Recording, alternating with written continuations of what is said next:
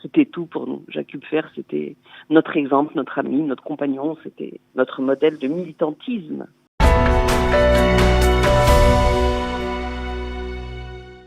Hommage à présent, c'était un amoureux de la terre d'Israël et du peuple d'Israël. On se souvient de son franc-parler et de ses combats pour les habitants de Judée-Samarie.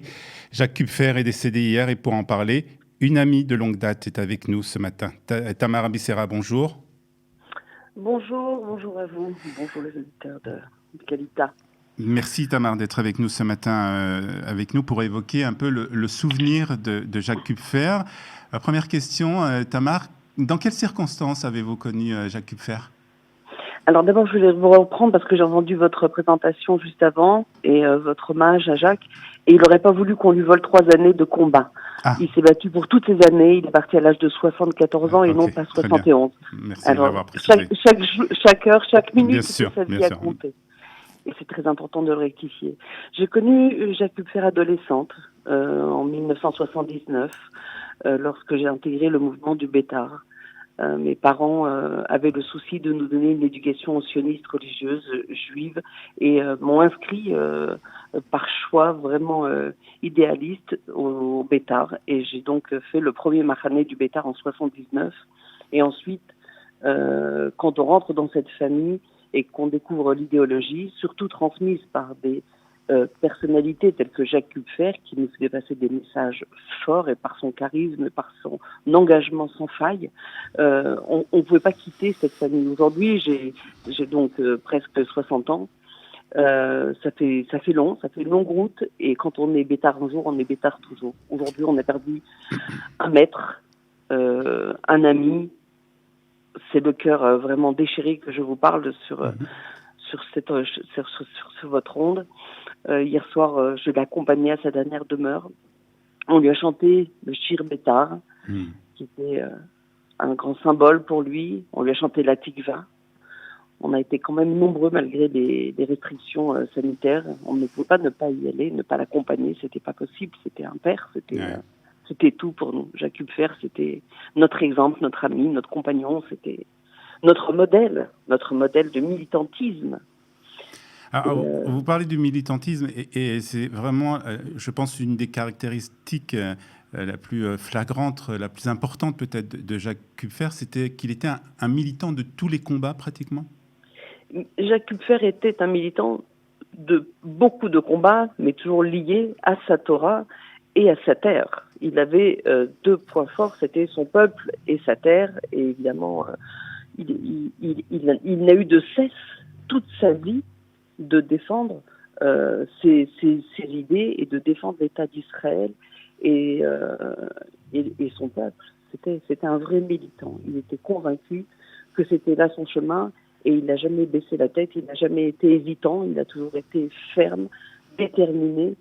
Et à moult reprises, j'ai assisté à des débats et à chaque fois, ses arguments étaient d'une force et d'une conviction qui laissait tout le temps ses détracteurs sur le bas-côté, quoi. Jacques, quand il s'affirmait dans une direction, on ne pouvait pas aller trouver des arguments contraires. Alors comment vous expliquez justement cette détermination, que ce soit dans ses arguments, que ce soit dans ses combats qu'il a menés, dans ses actions qu'il a menées, que ce soit pour la terre d'Israël, pour les habitants de Judée et Samarie, d'où il puisait cette énergie? Il était un héritier de Jabotinsky et de Menachem Begin, c'est-à-dire qu'il puisait toute sa force dans leurs écrits, dans leur militantisme même. Vous savez, on est tous des héritiers de quelqu'un, on est tous des héritiers, comme moi je peux me dire sans aucun complexe, au contraire avec beaucoup de fierté que je suis une de ses héritières spirituelles.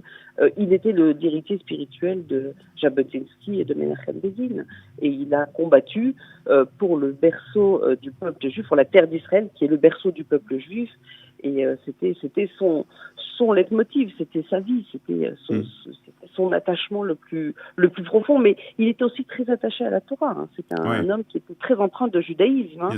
Il n'était pas que militant sioniste, il était militant sioniste religieux, et il disait garde la Torah dans une main et le fusil dans l'autre, c'était ses propos. Mhm.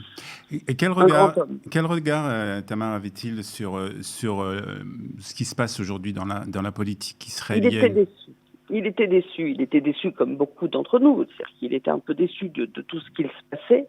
Mais il n'a eu, contrairement à beaucoup d'autres hommes politiques, on ne va pas citer de nom, on n'est pas là pour parler de politique, je pense pas, mais il a eu un seul parti. Il était président du Hérout de France, et quand moi je l'ai connu, il était donc président du Hérout de France, qui est l'ancêtre du Likoud, c'était le Hérout à l'époque.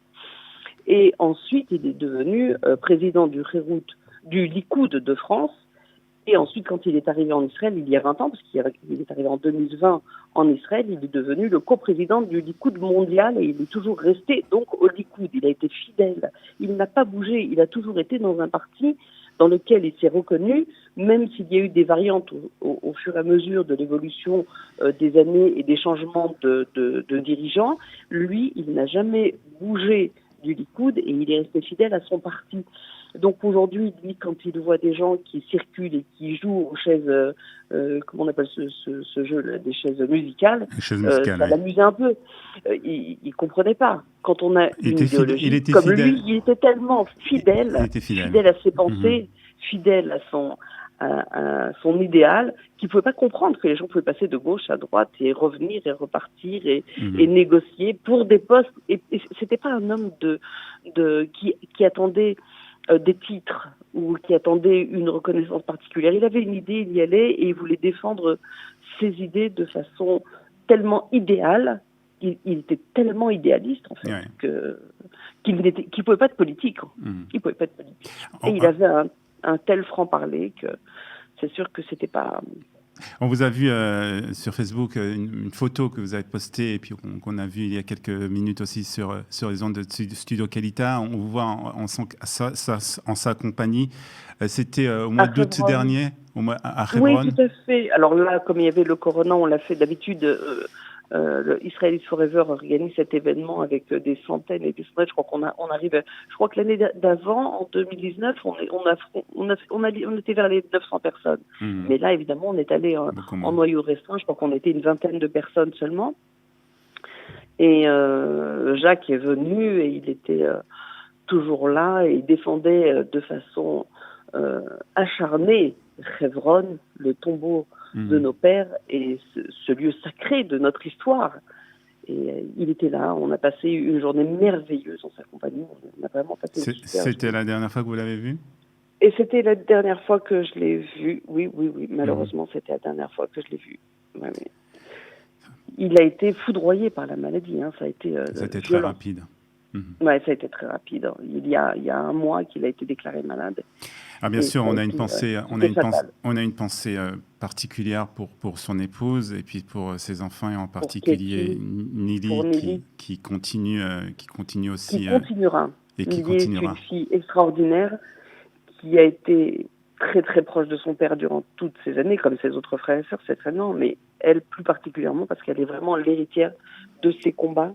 Et je suis persuadée que Nili va continuer de faire vivre son travail, de mettre en place tous les projets, parce que vous savez que depuis très peu de temps, il avait été nommé lors du dernier congrès, 38e congrès sioniste mondial, vous l'avez rappelé, il a été nommé président donc il a été nommé, en fait, son titre. Il était représentant des francophones. Des sionistes sur la diaspora. Voilà. Et des il institutions avait préparé de nombreux projets pour faire monter en Israël des Juifs du monde entier, et plus particulièrement de France. Et il voulait faire une révolution, comme il disait. Et il s'est battu ces derniers mois pour avoir un budget conséquent, pour vraiment arriver à mettre en place ces projets. Et il a pris son poste officiel le 1er janvier dernier, donc il y a 10 jours. Qu'il est vraiment rentré en fonction, malgré son état très, très, très affaibli déjà. Et je peux vous dire que Nili Naouri va tout faire pour que ces projets voient le jour et puissent donner la chance à de nombreux juifs de diaspora de venir dans les meilleures conditions, et non pas que ceux qui ont les moyens de venir. Justement, DAFCA, c'était son projet. C'est d'aider les plus démunis et d'aider ceux qui n'ont pas les possibilités ou les bonnes connexions pour arriver en Israël alors qu'ils en ont le souhait.